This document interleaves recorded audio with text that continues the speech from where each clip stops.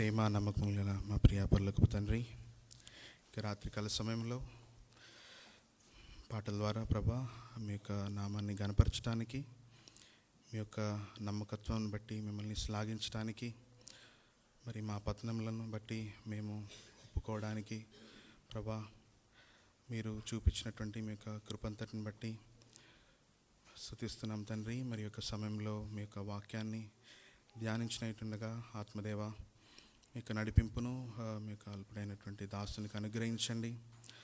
మరి సత్యవాక్యంను సరిగా ఉపదేశించడానికి మీ యొక్క నడిపింపును మీరే అనుగ్రహించవలసిన వేడుకొనుచు మీ యొక్క పరిచర్యను మా మధ్యలో ప్రభా కోరుకొనుచు యేసుక్రీస్తు ప్రభువారి శ్రేష్టమైన నామంలో స్తుతించి ప్రార్థించి విశ్వాసంతో వేడుకొంచున్నాం తండ్రి, ఆమేన్.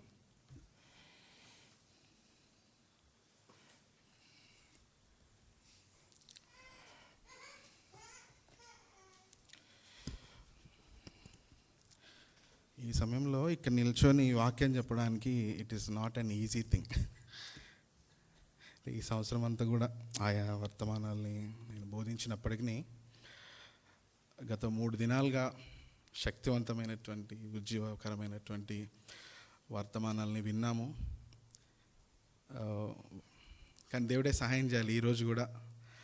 సో అటువంటి వాక్యాన్ని ఎందుకంటే వాక్యాన్ని తన బిడ్డలకు దేవుడే అనుగ్రహించేది తన దాసులను ఉపయోగించుకొని. కనుక బలహీనమైనటువంటి నేను దేవుని యొక్క శక్తి మీద ఆధారపడుతూ మీ మధ్య భయముతో వణుకుతో ఈ సమయంలో పరిచర్య చేస్తున్నానని మరొకసారి జ్ఞాపకం చేసుకొంచున్నాను. రైట్, ఈ సమయంలో ఎందుకు అంత ప్రాముఖ్యము, మనము ఎందుకు ఈ సమయంలో గ్యాదర్ అవ్వాలి, ఎందుకు దీన్ని ఒక అకేషన్గా ఒక మూమెంట్గా దీన్ని ఎందుకు మనము ఇలా గ్యాదర్ అవ్వాలి, ఎందుకు కూడుకొని రావాలి, ఒక చిన్న విషయం చెప్పి నేను స్క్రిప్చర్స్లోకి వెళ్తాను. మనము నివసించేటువంటి భూమి తన చుట్టూ తాను తిరుగుతూ సూర్యుని చుట్టూ తన కక్షలో తిరుగుతూ ఉంటుంది. ఈ తిరగటం అనేటువంటిది, భూమి తన చుట్టూ తాను తిరుగుతూ సూర్యుని చుట్టూ తిరగటం అనేటువంటిది ఒకసారి కంప్లీట్ అయింది ఈ సంవత్సరంలో. అంటే గతించిన సంవత్సరం నుంచి ఈ రోజు వరకు ఒక 1 రొటేషన్ అనేది కంప్లీట్ అవుతుంది.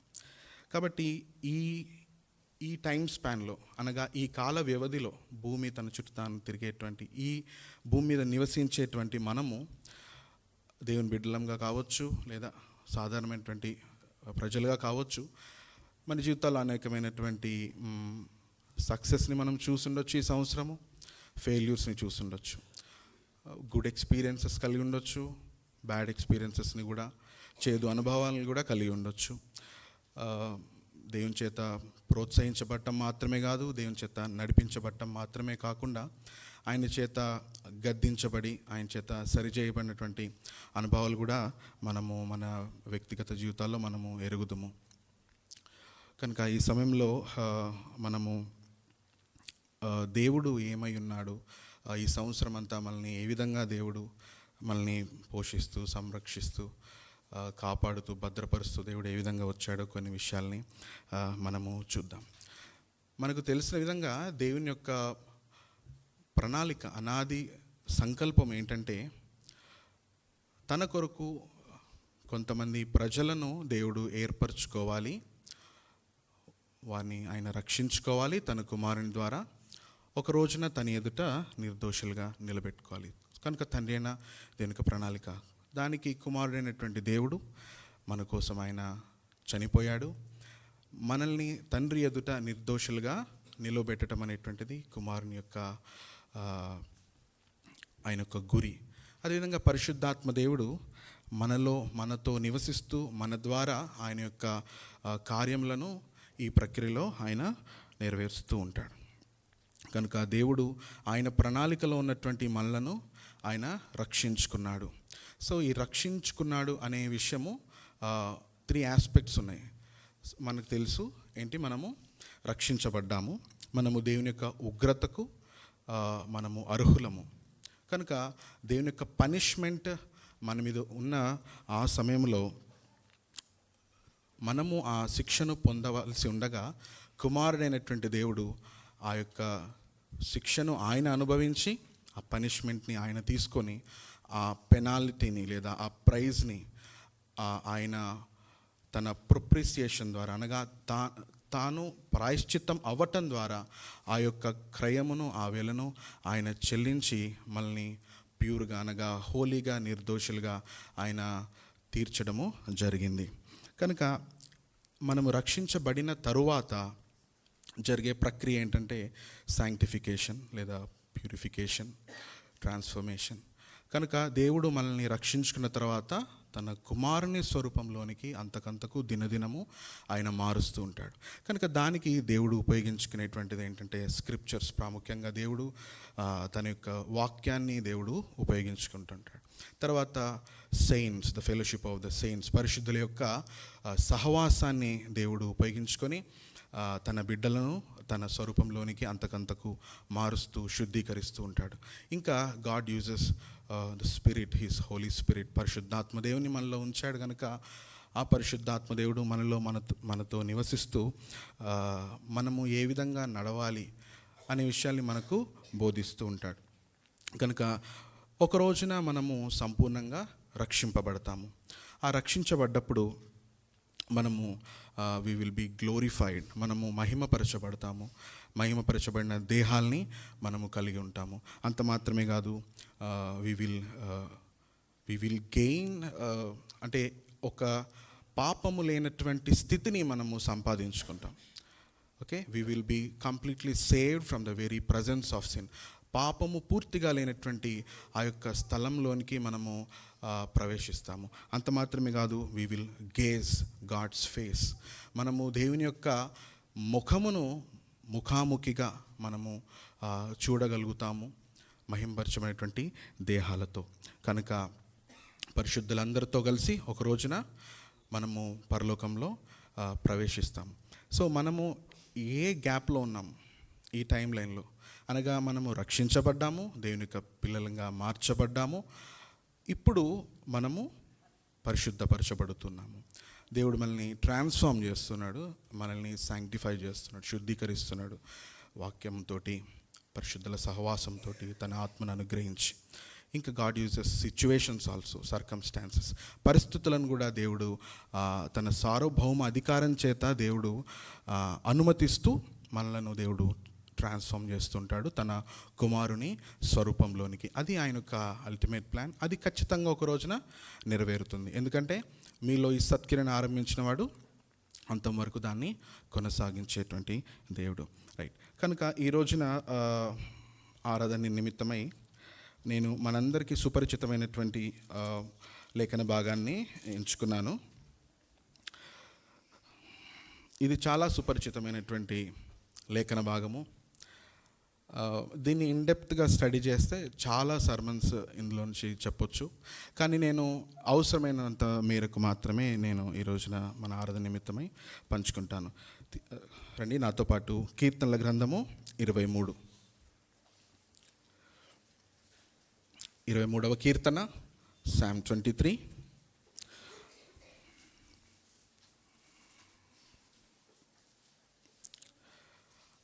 అందరం కలిసి చదువుదాము. కీర్తనల గ్రంథము 23వ అధ్యాయము. యెహోవా నా కాపరి, నాకు లేమి కలగదు. పచ్చిక గల చోట్లను ఆయనను పరుండజేయుచున్నాడు. శాంతికరమైన జలముల యొద్ద నన్ను నడిపించుచున్నాడు. నా ప్రాణమునకు ఆయన సేద తీర్చుచున్నాడు. తన నామమును బట్టి నీతి మార్గములో నన్ను నడిపించుచున్నాడు. గాఢాంధకారపు లోయలో నేను సంచరించినను ఏ అపాయమునకు భయపడను. నీవు నాకు తోడయుందువు. నీ దుడ్డు కర్రయు నీ దండమును నన్ను ఆదరించును. నా శత్రు ఎదుట నీవు నాకు భోజనము సిద్ధపరచుదువు. నూనెతో నా తల అంటియున్నావు. నా గిన్నె నిండి పొర్లుచున్నది. నేను బ్రతుకు దినములన్నీ కృపాక్షేమములే నా వెంట వచ్చును. చిరకాలము యెహోవా మందిరంలో నేను నివాసము చేసేదను. కీర్తనకారుడైనటువంటి దావీదు మహారాజు ఇక్కడ తనను తాను ఒక షీప్ లాగా, ఒక గొర్రెలాగా తాను భావిస్తూ దేవుణ్ణి ఒక కాపరిగా భావిస్తున్నాడు. దేవుణ్ణి ఒక షెపర్డ్ లాగా, తను ఒక షీప్ లాగా. వాస్తవానికి చూస్తే నిజంగా అక్కడ ఏ గొర్రె లేదు, ఏ గొర్రెల కాపరి వాస్తవంగా లేడు.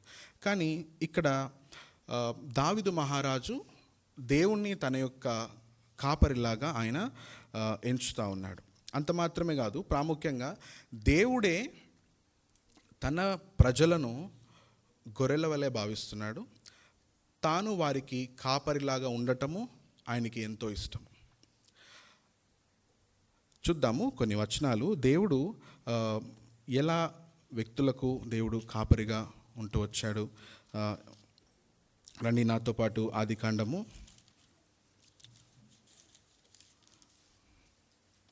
48వ అధ్యాయము 15వ వచనము. ఇక్కడ యాకోబు మాట్లాడుతూ ఉన్నాడు.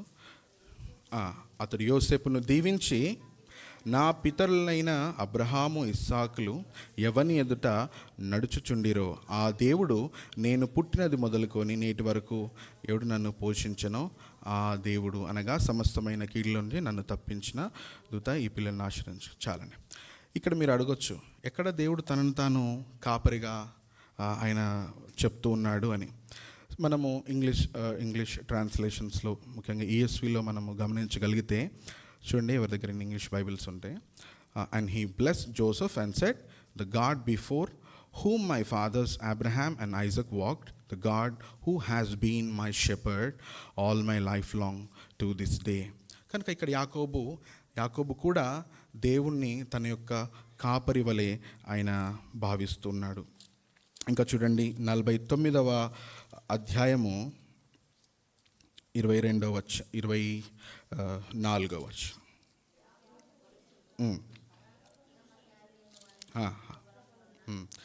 అతని వీళ్ళు బలమైనగాను ఇశ్రాయేలునకు బండయు మేపెడివాడును ఆయనే నీకు సహాయం చేయు. ఇక్కడ కూడా మేపెడివాడు అని తెలుగులో ఉంది, కానీ ఇంగ్లీష్లో from there is the shepherd, the stone of Israel. ఈ విధంగా నేను ఆదికాండంలోంచి కొన్ని లేఖన భాగాలను చూపించాను. కొన్ని లేఖన భాగాలను కీర్తనలో నుంచి, మరి కొన్ని మేజర్ ప్రాఫిట్స్ ప్రవక్తల గ్రంథంలో నుంచి, మరి కొన్ని లేఖన భాగాలని నేను నూతన నిబంధనలో నుంచి నేను చూపించి, తర్వాత మనము దేవుడు చేసినటువంటి విషయాల గురించి మనము ధ్యానిద్దాము. రండి నాతో పాటు కీర్తనల గ్రంథము 28వ అధ్యాయము 9వ వచనము. నీ జనులను రక్షింపుము, నీ స్వాస్థ్యంను ఆశీర్వదింపుము, వారికి కాపరివై నిత్యము వారిని ఉద్ధరించుము. 77వ కీర్తన 20వ వచనం. 77:20 చదవండి. చూడండి, నీ ప్రజలను మందవలే, ఫ్లాక్, దేవుని యొక్క మందలాగా ఇక్కడ ఆ యొక్క పోలికను, అసెంబ్లీని మనం చూస్తున్నాము.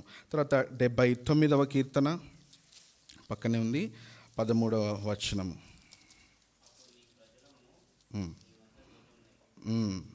అప్పుడు నీ ప్రజలమును నీ మంద గొర్రెలమునైన మేము సదాకాలము. ఇక్కడ కూడా భక్తుడు దేవుని ప్రజలను ఒక మందలాగా, ఆయన గొర్రెలాగా ఇక్కడ ఆయన చూపిస్తున్నాడు. 80వ కీర్తన 1వ వచనము. కాపరి చెవియొగ్గుము. ఇక్కడ కూడా మందవలె యోసేపు నడిపించిన వాడా. ఇక్కడ ఆది కాండములో ఇందాక మనం చదివిన వచనాన్ని మళ్ళీ ఇక్కడ గమనించవచ్చు. కనుక ఇశ్రాయేలునకు కాపరి అయినటువంటి దేవుడు ఇక్కడ కాపరి అని సంబోధిస్తూ ఉన్నాడు. మందవలె, ఒక ఫ్లాక్ లాగా తన యొక్క ప్రజలను, యోసేపును అక్కడ చూపిస్తూ ఉన్నాడు. తర్వాత 95వ కీర్తన 6వ వచనం. ఆయన మన దేవుడు, మనము ఆయన పాలించు ప్రజలము, ఆయన మేపు గొర్రెలము. 100వ కీర్తన 100 Psalm verse 3 3వ వచనం. యెహోవాయే దేవుడని తెలుసుకొని ఆయనే మనలను పుట్టించును, మనము ఆయన వారము, మనము ఆయన ప్రజలము, ఆయన మేపు గొర్రెలము. కనుక ఇందా చెప్పిన విధంగా కీర్తనల గ్రంథంలో ఇంకా అనేకమైనటువంటి సందర్భాలను మనము చూడొచ్చు. కానీ సమయభావం చేత నేను కొన్ని చూపిస్తూ ఉన్నాను. ఇంకా కొన్ని వచనాలను మనము ప్రవక్తల గ్రంథంలో నుంచి చూద్దాము. యెషయా గ్రంథము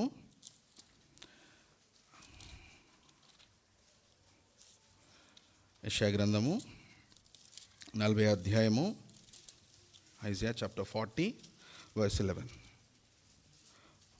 గొర్రెల కాపరి వలె ఆయన తన మందను మేపును, తన బాహువుతో గొర్రె పిల్లను కూర్చి రొమ్మున ఆనించుకొని మోయును, పాలిచ్చు వాటిని ఆయన మెల్లగా నడిపించును. ఇక్కడ కూడా దేవుడు గొర్రెల కాపరిలాగా మరియు ఆయన ప్రజలు మందలాగా మనము చూడొచ్చు. అంత మాత్రమే కాదు, ఈ యొక్క 40వ అధ్యాయం నుంచి ఇక్కడంతా కూడా దేవుడు అసలు ఎవరు అనే విషయాన్ని ఇక్కడ ఆయన బయలుపరుచుకుంటా ఉన్నాడు. సో ఈ పోర్షన్, ఈ చాప్టర్స్ అన్నీ కూడా థియాలజీ ప్రాపర్ అనగా తండ్రి అయిన దేవుని గురించినటువంటి ఈ యొక్క అధ్యాయంలో మనము చూడొచ్చు. కనుక దేవుడు తాను ఎవరిని ఇక్కడ తాను చూపించుకుంటా ఉన్నాడు. ఆయన ఒక గొర్రెల కాపరి వలె, ఆయన తన మందను మేపేటువంటి వాని వలె చూపించుకుంటా ఉన్నాడు. తర్వాత ఇర్మియా గ్రంథము 31వ అధ్యాయము, జెర్మయా చాప్టర్ 31, 31వ అధ్యాయము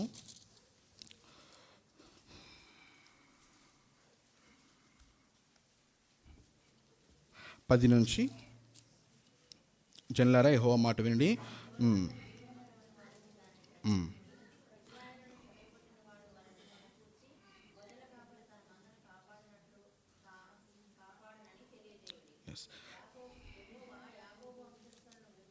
చాలు.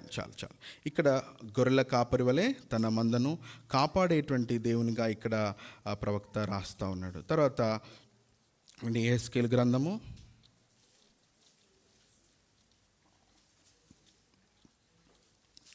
34వ అధ్యాయము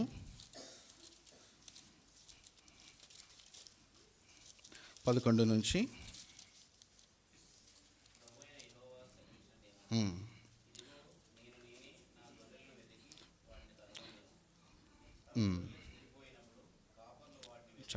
చాలు. ఇక్కడ ఈ యొక్క పోర్షన్ అంతా కూడా మనం చదవగలిగితే అనేకమైన మార్లు దేవుడు ఆయన కాపరిగా తన ప్రజలను గొర్రెలుగా మందలాగా మేపేటువంటి వాడిగా మనము చూడొచ్చు.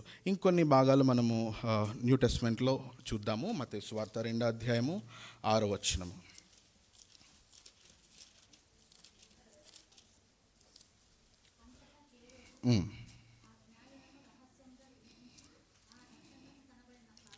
ఓకే, తెలుగులో 5వ వచనం చూడండి. అందుకు వారు యూదయ బెత్లెహేంలోనే, ఏలైనగా యూదయ దేశపు బెత్లెహేమా, నీవు యూదయ ప్రధానులలో ఎంత మాత్రం అల్పమైన దానివి కావు, ఇశ్రాయేలును నా ప్రజలను పాలించు అధిపతి నీలో నుండి వచ్చును. పాలించేటువంటి అని ఉంది ఇంగ్లీష్లో. చూడండి, who will shepherd my people. ఇక్కడ ఎవరి గురించి రాయబడతా ఉంది? యేసుక్రీస్తు ప్రభువారి గురించి రాయబడతా ఉంది. So he is not only a ruler or a king పైన మనం చూడొచ్చు. ఆయన కేవలము ప్రజలను పరిపాలించేటువంటి రాజుగా మాత్రమే కాదు, తన ప్రజలను మేపేటువంటి ఒక షెపర్డ్ లాగా, గొర్రెల కాపరిగా ఆయన ఈ లోకానికి వచ్చాడు. మరి పాత నిబంధనలో యెహోవా అని ఉంది, యెహోవా నా కాపరి, యెహోవా అలా ఉంది. కానీ ఇక్కడ చూస్తే యేసుక్రీస్తు ప్రభువారి గురించి ఆయన కాపరి అని ఉంది. కనుక యేసుక్రీస్తు ప్రభువారికి కూడా ఆ యొక్క యెహోవా అనేటువంటి నామము, పరిశుద్ధమైనటువంటి నామము యేసు ప్రభువారికి కూడా వర్తిస్తుందనే విషయాన్ని మనం మర్చిపోకూడదు. పరిశుద్ధాత్ముడైనటువంటి దేవునికి కూడా యెహోవా అనే నామము వర్తిస్తూ ఉంది. కనుక తండ్రి అయిన దేవుడు, కుమారుడైన దేవుడు, పరిశుద్ధాత్ముడైన దేవుడు, ఈ ముగ్గురు దైవ వ్యక్తులకు యెహోవా అనేటువంటి పేరు అది వర్తిస్తాం. కనుక ఇక్కడ మనం కన్ఫ్యూజ్ అవ్వాల్సినటువంటి అవసరం లేదు. ఇంకొన్ని వచనాలు చూద్దాము. లూకా సువార్త 15వ అధ్యాయము 3 నుంచి. ఇక్కడ చూడొచ్చు, చదవనవసరం లేదు, మనకు తెలుసు. అక్కడ మంచి గొర్రెల కాపరిగా మనము చూడొచ్చు, తప్పిపోయినటువంటి గొర్రెని.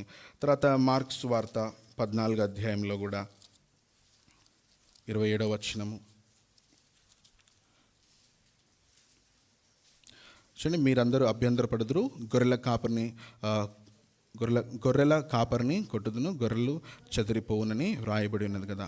ఇక్కడ కూడా యేసుక్రీస్తు ప్రభువారు ఆయన గురించి గొర్రెల కాపరిగా తన ప్రజలను గొర్రెలుగా చెదిరిపోతారు అని అక్కడ చివరి అంటే ఆయన అరెస్ట్ అవ్వకముందు చెప్పినటువంటి మాటలు. అంత మాత్రమే కాదు, తీయాల్సిన అవసరం లేదు. ఇంకా యోహాను సువార్తలో 10వ అధ్యాయంలో ఆయన గొర్రెలకు మంచి కాపరిగా చూడొచ్చు. హెబ్రీయులకు రాసిన పత్రిక 13వ అధ్యాయంలో చివరి వచనాల్లో ఆయన గొప్ప ప్రధాన కాపరిగా చూడొచ్చు. కనుక ఇక్కడ దేవుడు ఆయన మంచి కాపరిగా, గొర్రెలకు మంచి కాపరిగా, ప్రధాన కాపరిగా, గొప్ప కాపరిగా అనేకమైనటువంటి విషయాలను మనము లేఖన భాగాల్లో చూడొచ్చు. రండి ఇప్పుడు మళ్ళీ మన యొక్క కీర్తన దగ్గరికి వద్దాము. 23వ కీర్తన. యెహోవా నా కాపరి, నాకు లేమి కలగదు. సో ఇక్కడ యెహోవా నా కాపరి అని ఇక్కడ భక్తుడు చెప్తా ఉన్నాడు. చెప్పొచ్చు మన కాపరి అని కూడా చెప్పొచ్చు, కానీ ఇక్కడ స్పెసిఫిక్గా భక్తుడు నా కాపరి అని రాస్తూ ఉన్నాడు. ఎందుకంటే ఆయనకి దేవునితో ఉన్నటువంటి సంబంధము అటువంటిది. ఎందుకంటే ఈ దావీదు మహారాజు ఎప్పుడు ఈ కీర్తని రాసి ఉండొచ్చు అనేటువంటి వాదనలు అనేకమైన ఉన్నాయి. ఆయన గొర్రెల కాపరిగా ఉన్నప్పుడని, కొంతమంది ఏంటంటే తన కుమారుడు అబ్షాలోము చేత తరంబడుతూ ఉన్నప్పుడు రాసినటువంటి కీర్తన అని కొంతమంది, లేదా కొంతమంది ఆయన వృద్ధాప్యంలో ఆయన రాజుగా అయిన తర్వాత చివరి అప్పుడు రాశాడు అని.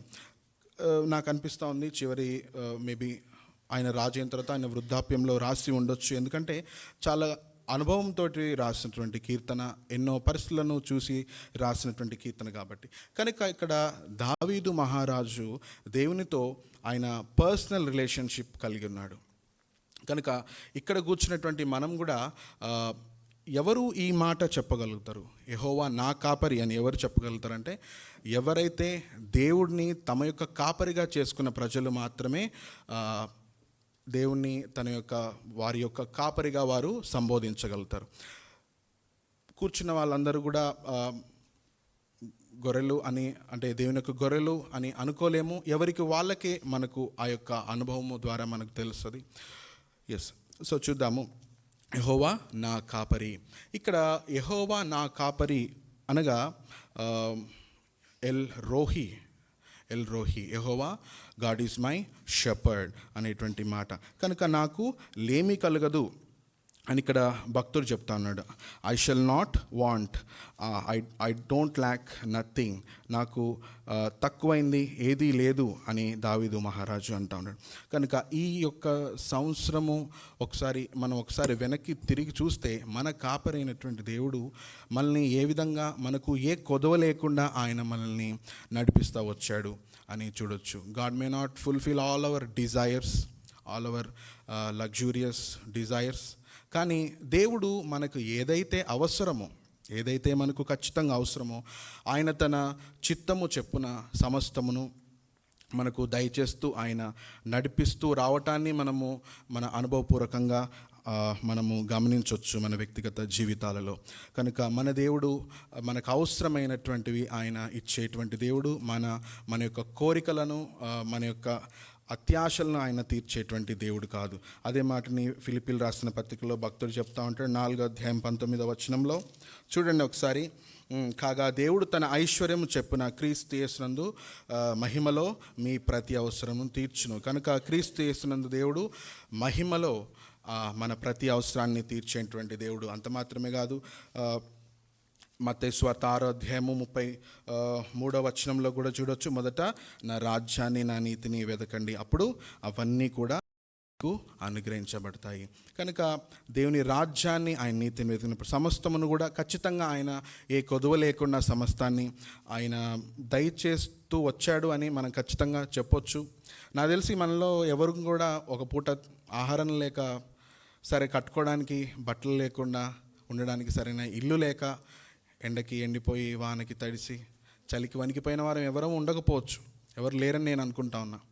కనుక దేవుడు సమస్తాన్ని ఆయన యొక్క మహిమైశ్వర్యం చెప్పున ఈ సంవత్సరంలో మనకు ఆయన తీరుస్తూ వచ్చాడు. కనుక మనము ఆయన యొక్క ప్రొవిజన్ని బట్టి, ఆయన యొక్క ప్రావిడెన్స్ని బట్టి మనము ఆయన్ని సమయంలో మనము ఆరాధించాలి. రండి మరొకసారి ఆ కీర్తనలోకి వెళ్దాము. త్వరగా కొన్ని అంశాలని చూసుకుందాము ఆరాధన నిమిత్తమై. 23 అక్కడ ఒక ఫింగర్ పెట్టుకోండి. 23వ కీర్తన దగ్గర రైట్. పచ్చిక గల చోట్ల ఆయనను పరుండజేయుచున్నాడు, శాంతికరమైన జలముల యొద్ద ఆయన నడిపించుచున్నాడు, నా ప్రాణమునకు ఆయన సేద చేదతీర్చుచున్నాడు. చూడండి, ఇక్కడ వి కెన్ సీ దేవుడు గ్రీన్ పాస్చర్స్ దగ్గరికి, అనగా పచ్చిక బయలు దగ్గరికి తన ప్రజలను నడిపిస్తూ వారికి రెస్ట్ని, అనగా విశ్రాంతిని అనుగ్రహిస్తూ ఉన్నట్టుగా మనము ఇక్కడ గమనించవచ్చు. చూడండి, యెహెజ్కేలు గ్రంథము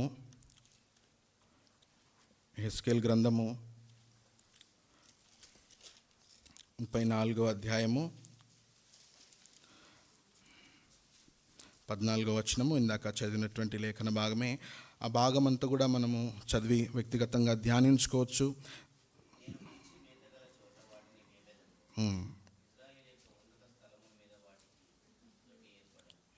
కనుక దేవుడు మంచి స్థలం దగ్గర ఆయన నడిపించేటువంటి దేవుడు.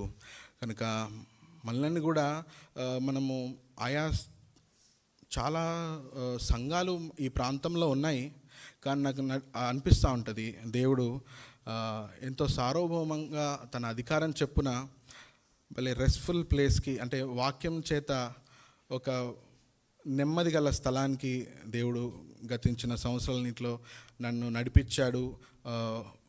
ఒక రెస్ట్ పొజిషన్లో, అంటే కలవరం లేకుండా దేవుని యందు రెస్ట్ అయ్యేటువంటి అనుభవాన్ని వ్యక్తిగతంగా నాకు దేవుడు అనుగ్రహించాడు.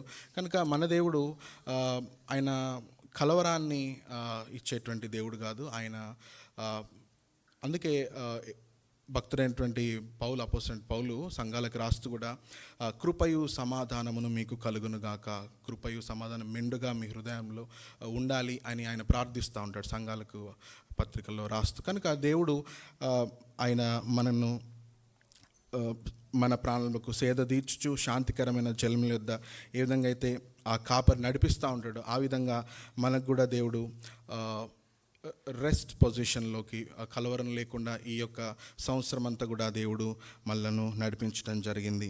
అంత మాత్రమే కాదు, నీతి మార్గంలో తన నామమును బట్టి నీతి మార్గంలో మనల్ని నడిపించేటువంటి దేవుడు. మనల్ని దేవుడు మనకు డైరెక్షన్స్ ఇస్తూ, మనల్ని డిసిప్లైన్ చేస్తూ ఈ సంవత్సరం అంతా కూడా దేవుడు నడిపించినటువంటి విధానాన్ని బట్టి మనము దేవుణ్ణి స్తుతించాలి. కనుక చూద్దాము దీనికి సపోర్టింగ్ వర్సెస్ కొన్ని. యెషయా గ్రంథము 30వ అధ్యాయము. ఈ అధ్యాయాన్ని కూడా మనము వ్యక్తిగతంగా ధ్యానించవచ్చు. 21వ వచనము, మీరు కుడి తట్టుకైనను ఎడమ తట్టుకైనను తిరిగినను ఇదే త్రోవ, దీనిలో నడువుడి అని నీ వెనుక నుండి ఒక శబ్దము నీ చెవులకు వినబడును. ఈ యొక్క అధ్యాయంలో కూడా మనము గమనించినట్లయితే మొదటి 7 వచనాల్లో ఇక్కడ దేవుని యొక్క ప్రజలు they were seeking guidance from unbelievers, లేదా ఈ యొక్క ఐగుప్తు ప్రజల దగ్గర నుంచి వారు గైడెన్స్ని వారు వెతకటంని మనము గమనించవచ్చు.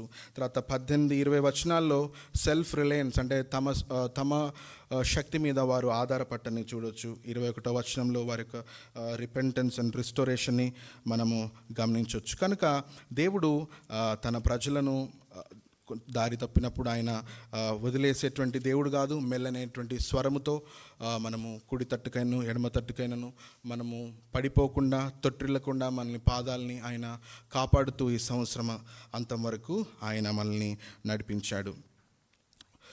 చూద్దాము తర్వాత. గాఢాంధకార లోయలో నేను సంచరించినను ఏ అపాయమునకు నేను భయపడను, నీవు నాకు తోడయుందువు, నీ దుడ్డు కర్రయు నీ దండమును నన్ను ఆదరించును. చూడండి, ఇక్కడ నీవు నాకు తోడయుందువు. ఇక్కడ భక్తుడు గాడ్స్ ప్రజెన్స్ని ఆయన ఎక్స్పీరియన్స్ చేస్తాను, దేవుని యొక్క ప్రజెన్స్ని. అందుకని ఆ లోయ ప్రాంతంలో ఆయన నడిచినప్పటికి కూడా ఆయనకు అంత కాన్ఫిడెన్స్ ఉంది. లోయ అనుభవాలు, ఒక గాఢాంధకారమైనటువంటి లోయలో సంచరించటము, అపాయాలు, ఇవన్నీ కూడా ఈ యొక్క సంవత్సరంలో మనము వ్యక్తిగతంగా మనం చూసి ఉండొచ్చు. గాఢాంధకారమైనటువంటి పరిస్థితులు, అపాయకరమైనటువంటి పరిస్థితులు అయినా కూడా because God's presence is with us, దేవుని యొక్క సన్నిధి మనతో ఉంది కాబట్టి, ఆయన మనకు తోడై ఉన్నాడు కాబట్టి మనము తొట్టిల్లకుండా దేవుడు మనల్ని కాపాడుతూ, మనము అధైర్యపడకుండా ఆయన మనతో పాటు ఉంటూ ఈ సంవత్సరం అంతా కూడా దేవుడు మనల్ని నడిపించాడు. సో వ్యాలీస్ ఈ valley experiences they are temporary, they are not permanent అని దేవుడు మరొకసారి ఈ సంవత్సరం అంతా కూడా దేవుడు మనకు జ్ఞాపకం చేస్తూ వచ్చాడు. కనుక ఇక్కడ మనం చూడొచ్చు ఆయన యొక్క దండము మరియు ఆయన యొక్క దుడ్డుకర్ర, ఆయన యొక్క దండము. సో దుడ్డుకర్ర చేత ఆయన మనల్ని ప్రొటెక్ట్ చేస్తూ, ఆయన దండముతో మనల్ని సరిచేస్తూ ఈ సంవత్సరం అంతా కూడా దేవుడు మనల్ని నడిపిస్తూ వచ్చాడు. చూద్దాము. తర్వాత, నా శత్రువుల ఎదుట నీవు నాకు భోజనము సిద్ధపరచుదువు, నూనెతో నా తల అంటి ఉన్నావు, నా గిన్నె నిండి పొల్లుచున్నది. శత్రువుల ఎదుట చూడండి, ఆ ప్రొటెక్షన్ చూడండి. శత్రువుల దగ్గర ఉన్నప్పటికీ కూడా ఏ హాని కలగకుండా, అంత మాత్రమే కాదు, వారి ఎదుట భోజనము సిద్ధపరచుదువు. కనుక ఒక భక్తుడు దీని గురించి ఈ యొక్క వచనంని ఆయన ఎక్స్ప్లెయిన్ చేస్తూ ఆయన ఏమని చెప్తాడంటే, కొన్ని సందర్భాల్లో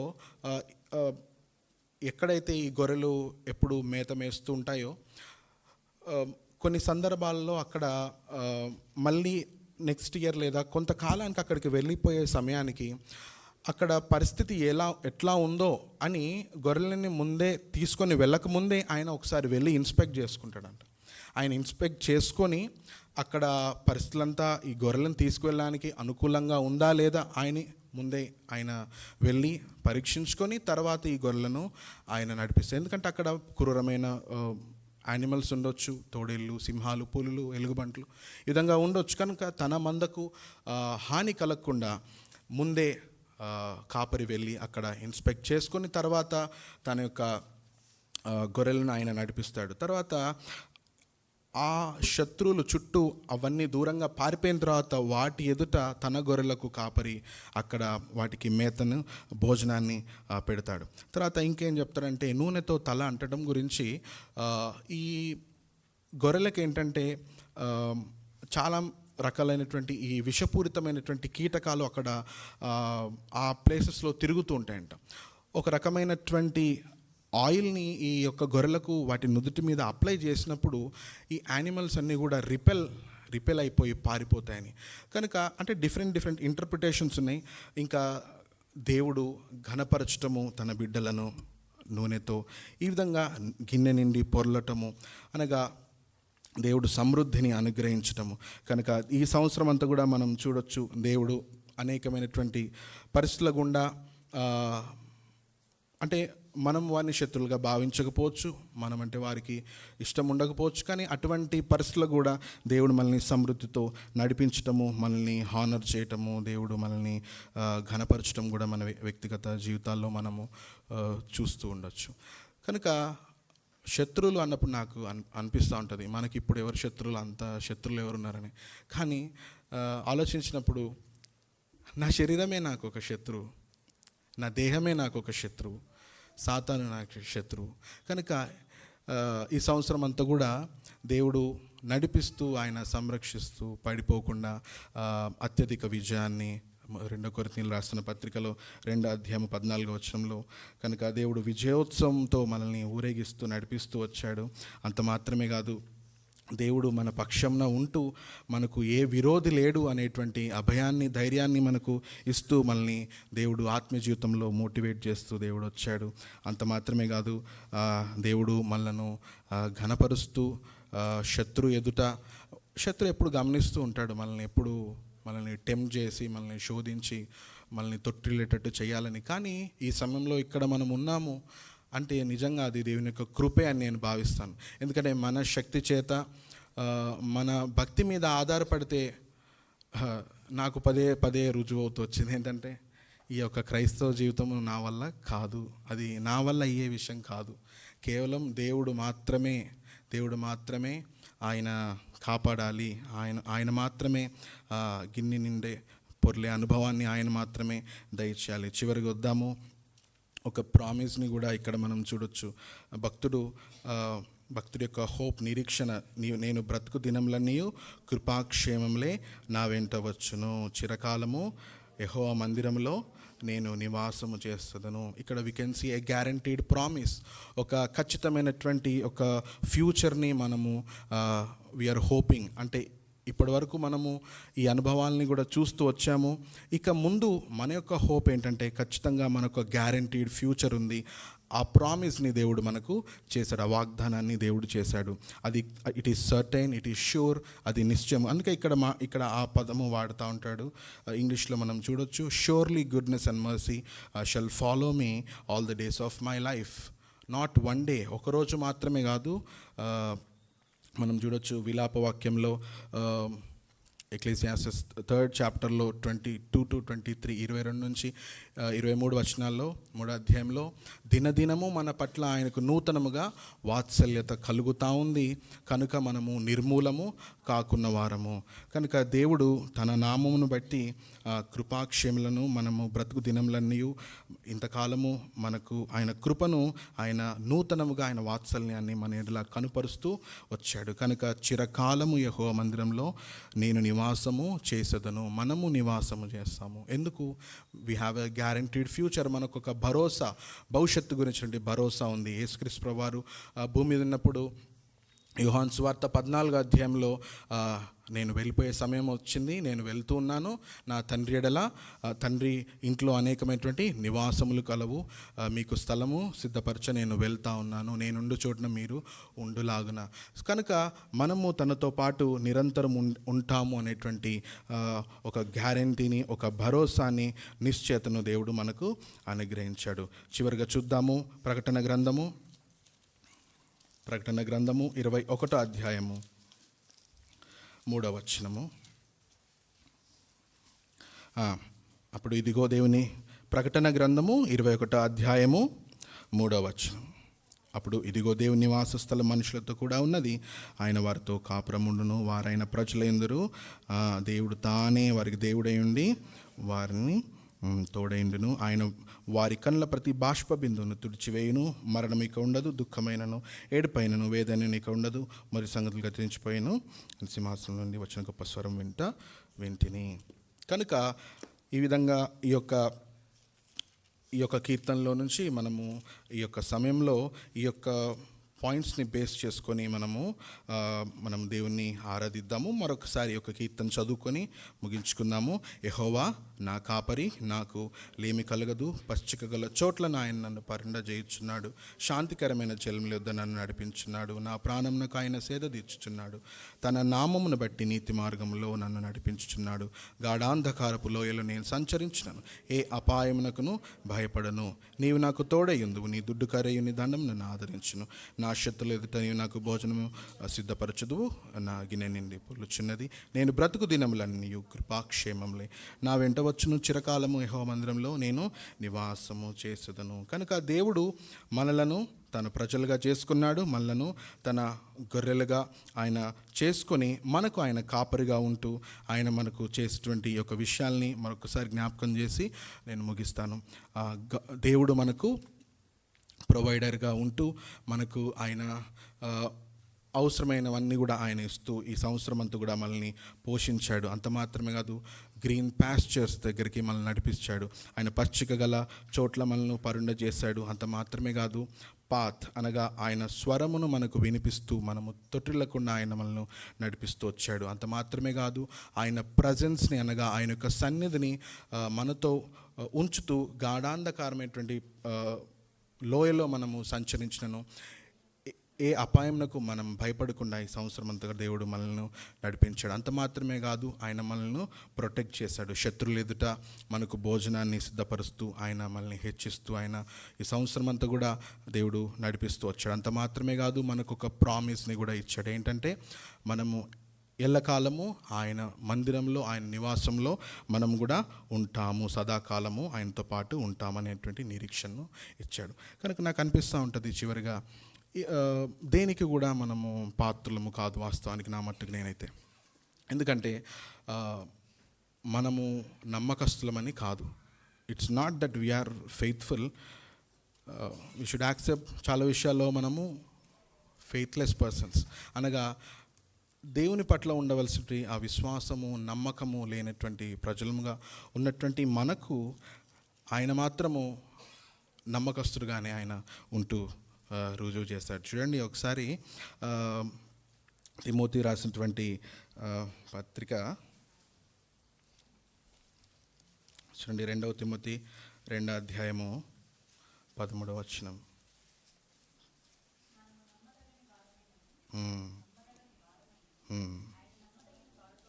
Yes. Though we are faithless persons, he remains faithful, for he cannot deny himself. ఆయన తన స్వభావానికి వ్యతిరేకంగా ప్రవర్తించకుండా మన పట్ల ఆయన నమ్మదగినటువంటి దేవుడుగా ఉంటూ మనలను ఆయన నడిపించిన విధానాన్ని బట్టి ఈ సంవత్సరం అంతా కూడా ఈ విధంగా దేవుడు కాపరిగా ఉంటూ మనల్ని నడిపించిన విధానాన్ని బట్టి ఈ అంశాన్ని మనం జ్ఞాపకం చేసుకొని మనం దేవుణ్ణి కొద్ది నిమిషాలు ఆరాధన చేద్దాం. మనమంతా లేచి నిలబడి కీర్తన 23 పాడుకుందాం. తర్వాత వ్యక్తిగతమైన ఆరాధనలోనికి మనం వెళ్దాం.